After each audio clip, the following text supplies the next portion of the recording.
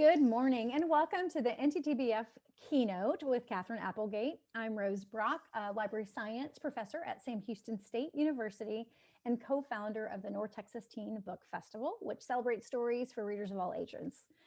Catherine is the author of so many beloved books for young people, including the Newbery Award-winning The One and Only Ivan and the companion, The One and Only Bob, the Endling series, which we're going to be talking more about, Crenshaw, Wish Tree, Roscoe Riley Rules chapter book series, and of course the co-author of the Animorph series. So welcome to NTTBF, Catherine. We're so glad to have you here with us today. So I thought we'd so thrilled to be here. Well, thank you. I thought we would just jump right in and start talking about your Animal Fantasy Endling series.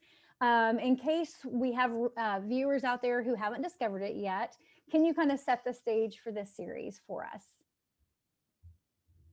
Oh, it's really been so fun to write. Endling is a trilogy, and the catalyst for writing it was literally one word, the word Endling, and I had never heard it before. My daughter happened to mention it to me, and it's been recently coined. Unfortunately, it's being used more and more. A few years ago, you wouldn't have seen it in a dictionary, but it means the last individual in a species or subspecies.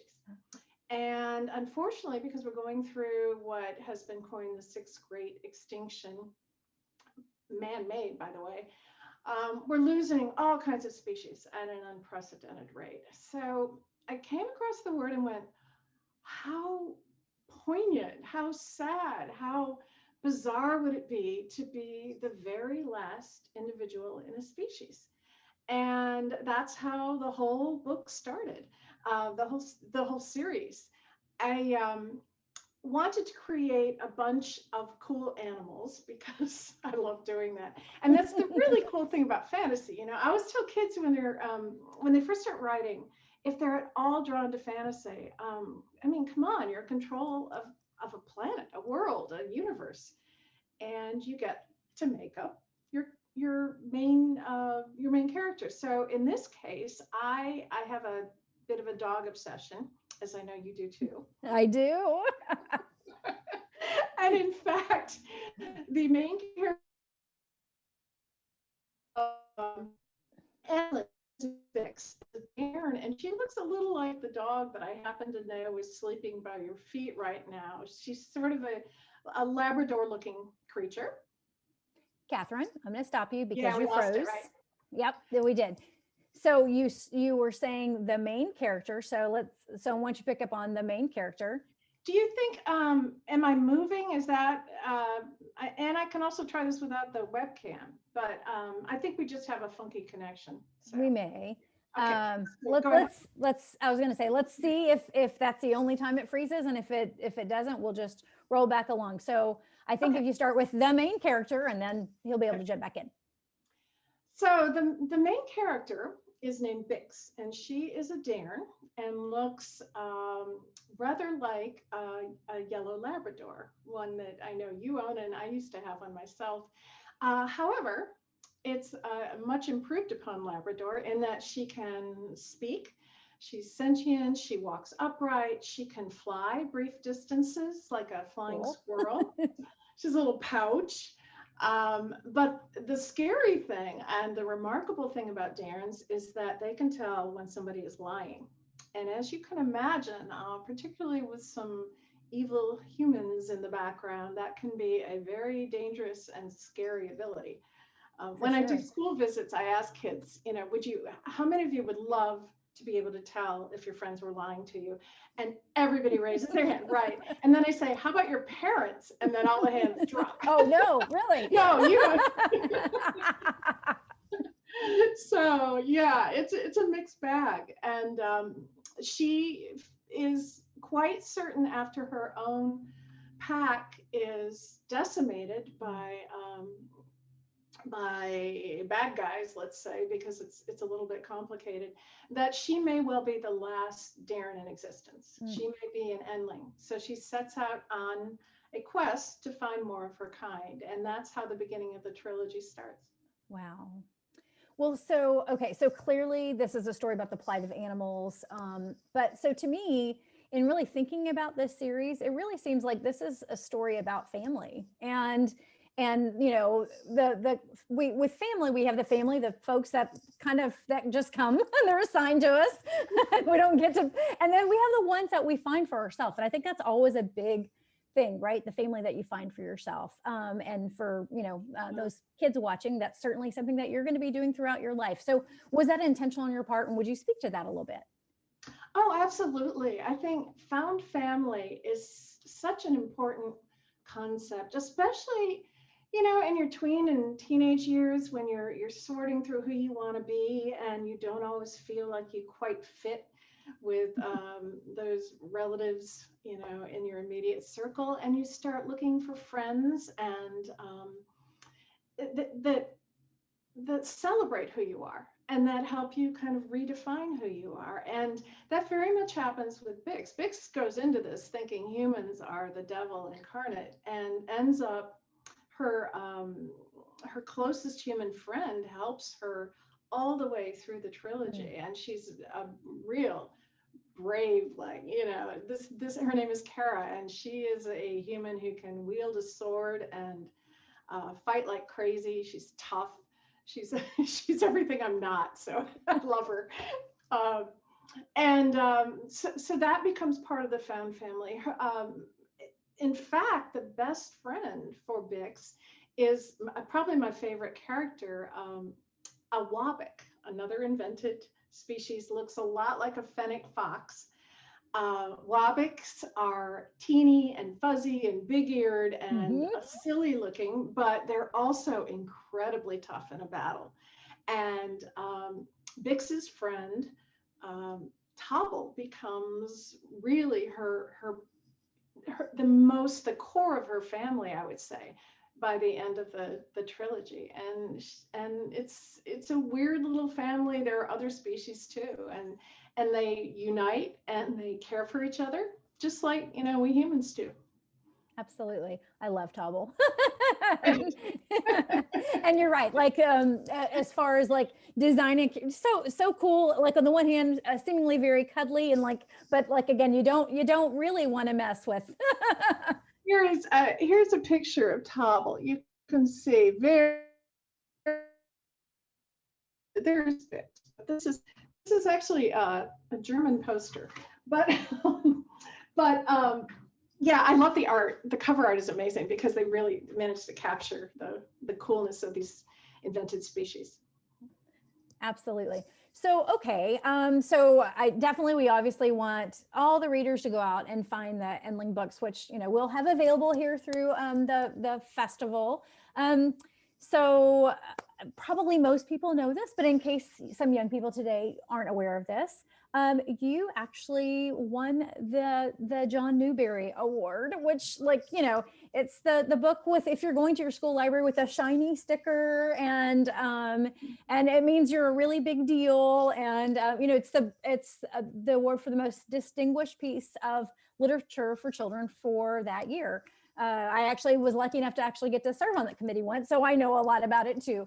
So just to set the stage for viewers, so when you win it, you get the shiny sticker and you get to go put on fancy clothes and you get to give a speech in front of like 1,000 excited librarians. That's a little crazy, I bet. I would love to know what that experience was like for you. And let's talk a little bit about the book that won it. You know, it was so surreal. And in any given Newbery years, there are so many amazing books. So I know how incredibly lucky I was. And I was stunned into silence when I got the call. The call. But and yeah, and then I was thrilled, so thrilled, and then almost instantly realized, oh no, I have to give that speech. Right. Not intimidating at all. Again, 1,000 dressed up librarians. Yeah, you got a big jumbotron behind you. But no, it was, I think what's so wonderful about the Newbery and the Caldecott is they are a way to keep books visible. And sometimes they're books that would have maybe, you know, flown under the radar otherwise. Right. The One and Only Agam is kind of a small, quiet book written in it's not quite free verse, but it's kind of a weird format. And it was based on a true story. There really was an Ivan, a gorilla who lived in a shopping mall in Tacoma for 27 years. Wow. And I came across this story in the New York Times and was like, are you kidding me? Followed it. I did research. I went to the mall. I went to the zoo where he eventually lived. I spent a day just digging through the archives in the Tacoma Public Library. And the more I learned about it, the more I wanted to write from the point of view of Ivan. But there are all kinds of dangers in that, obviously, because Sure. you're anthropomorphizing, because you want to get your facts right. And in my case, I knew absolutely nothing about gorillas. In fact, just kind of found them less than cute and cuddly. Mhm. But as it turns out, of course, they're gentle and brilliant and fascinating animals. And one of the perks of having written this book is I got to spend a lot of time with Jody Kerrigan, who was Ivan's best friend in the latter years of his life. Eventually, thank goodness, Ivan was released from this hideous shopping mall where he lived alone, and sent to Zoo Atlanta, where he lived out the rest of his years with other Western lowland gorillas and kind of relearned how to be a gorilla. So although I never met him personally, I tried. The day I went, it was raining and Ivan hated wet weather. So I sat out there with my poor 10-year-old daughter for like 2 hours going, "You come out, Ivan." But it was so cool. He had control over his life. And so watching that story evolve. And I always tell kids this, it's really important to know when you're writing stories, because I think so many of the festival attendees are often aspiring authors themselves. And I shouldn't even say aspiring, because I think once you've written a story, you're a writer. For sure. For sure. Yeah, absolutely. The publishing is just, a nice perk. But about halfway through writing Ivan, I decided nobody in his right mind would want to read a book written from the point of view of a gorilla. And I threw it away.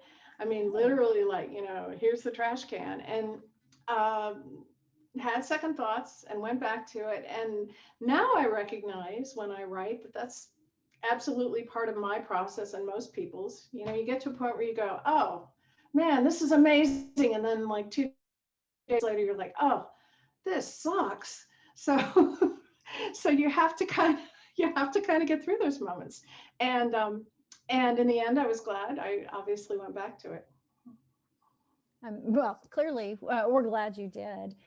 So I'm personally very curious about, I remember reading the book and being really moved by it. And I'm going to circle back to a little bit more about that book, but that actually something you said touched on, kind of the challenges of like stepping into Ivan's mind, or, so can you've written about gorillas, about a dog, about a tree.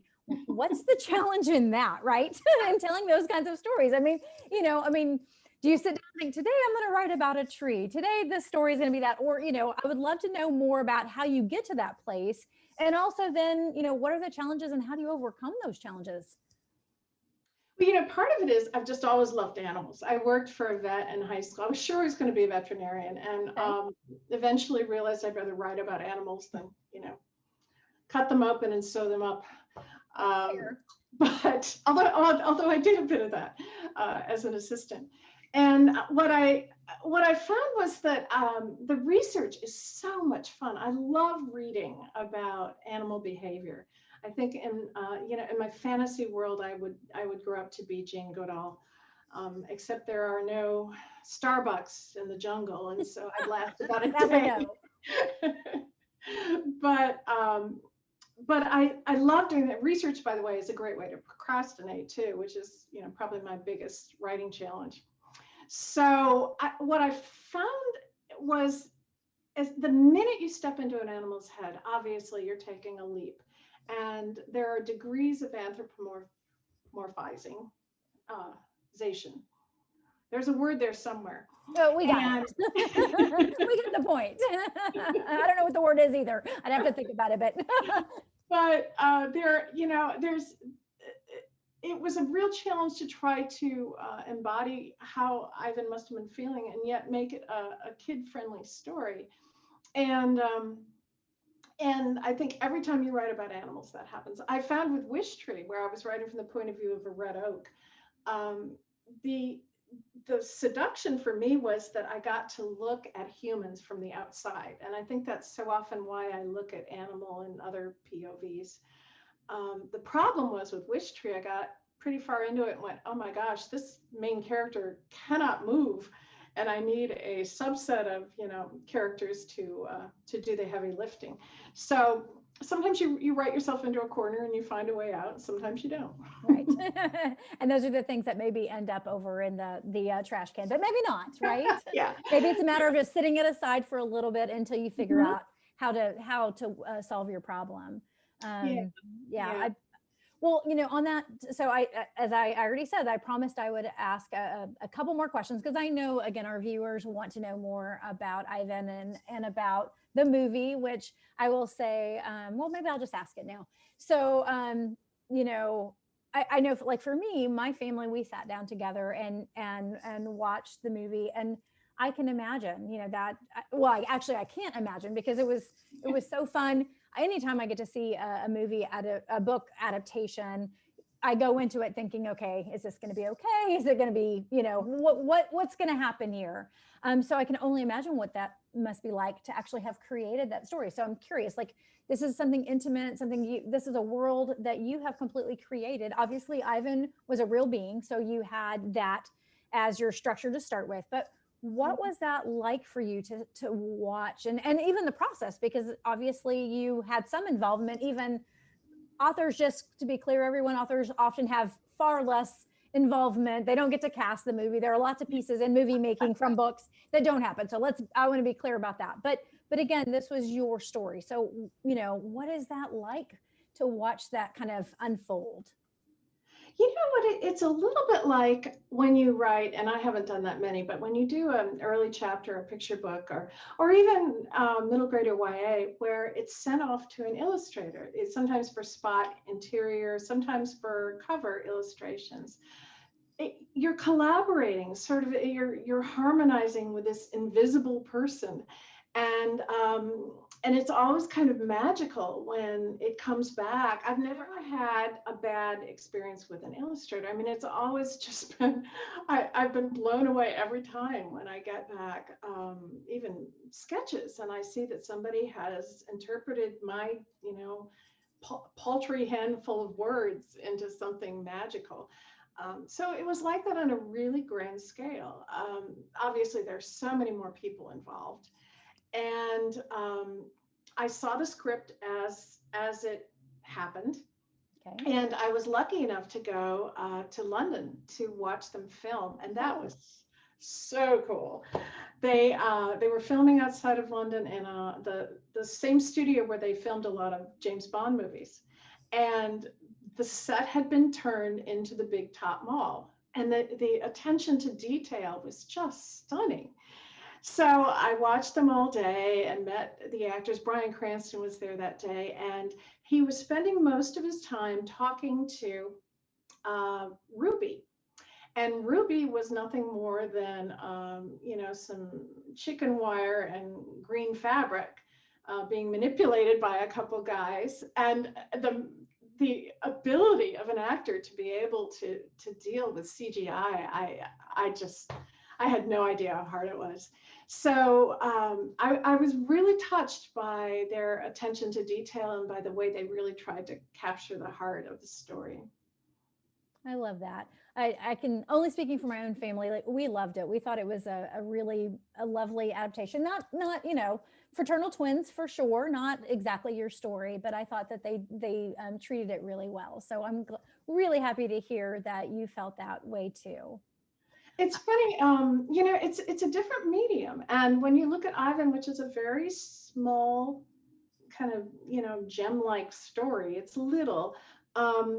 I knew that to bring it to the big screen, they were going to have to add to it, and Sure. and I think some writers don't go into it with that attitude and expect to see the book verbatim. And I think almost invariably it's going to change. It kind of has to. Wish Tree's being adapted right now at Netflix, and I'm fascinated to see how that will be entirely animated. And we have yet to figure out quite how you show a tree talking. So there's work to be done. It'll get figured out, I'm sure. That's so exciting because that's a beautiful book as well. So I was perusing your website, and I saw something on there that I thought that was worth bringing up because I thought it was really sage advice. You introduce yourself on your website and you say, I'm a writer and it's not as easy as it looks. And first of all, that made me giggle, I'll be honest. And then, but today you're not just speaking to me, you're also speaking to the young people watching. So would you mind just taking a moment, elaborating on that just a little bit? That's actually a takeoff on the opening lines of Ivan. I'm a gorilla, and it's not as easy as it looks. Right. The funny thing about writing is, well, we all do it, even if we're not doing it professionally or doing it with the aim of telling a story with a nice, pretty narrative arc. We write every day. We put words on our screen, if nothing else. We text our friends. For sure. And so I think you kind of go, well, how hard could it be? And what new writers often don't understand is just how much rewriting goes into writing. Right. And in fact, strangely enough, that's my favorite part. I know a lot of other authors who feel that way. I love it. It's like sculpting. You've got this rock and you're carving it down into something. And my husband's just the opposite. He loves the blank page, and he loves the challenge of that. Blank page scares me, but once I get something on there I can work with, I feel a little bit better. So that's why I always tell the story about throwing away Ivan, because you're going to reach a point in your storytelling where you're going to have self-doubt. Sometimes it's valid because you aren't expressing what's happening, but a lot of times it's happening because your inner editor is a real pain and is telling you you're not very good at this, and your sister's better, and your best friend's going to laugh at you, and why are you even bothering? And you've got to learn to shut that inner editor up, because crummy first drafts are the name of the game. You're going to write a lot of really bad stuff before you find those little diamonds in the coal mine. Yeah, for sure. As a former English teacher, I would agree with everything you've just said. And I think kids in particular often think, oh, but it's not like as good as this, but everybody's beginning is kind of bad, right? And every time, and I've written a lot of books, and every time I go to do it, I think I don't know how to do it. So it's and every book is different. So but that's what makes it so much fun. I also think young writers, two things I encounter a lot. One is they're obsessed with publishing, and I know there's a handful of 17-year-olds out there who got $1 million advances, but we don't like those people. They should not exist. No, don't worry about publishing too soon, or find ways online that are comfortable for you, or in a writing group, for example. And the other thing is, I think they share writing with others in their social group who don't always get it. I mean, not everybody loves animal fantasies. Not everybody loves science fiction. Not everybody loves poetry. And you may write something that just resonates beautifully with someone on the other side of the world, but your best friend doesn't quite understand.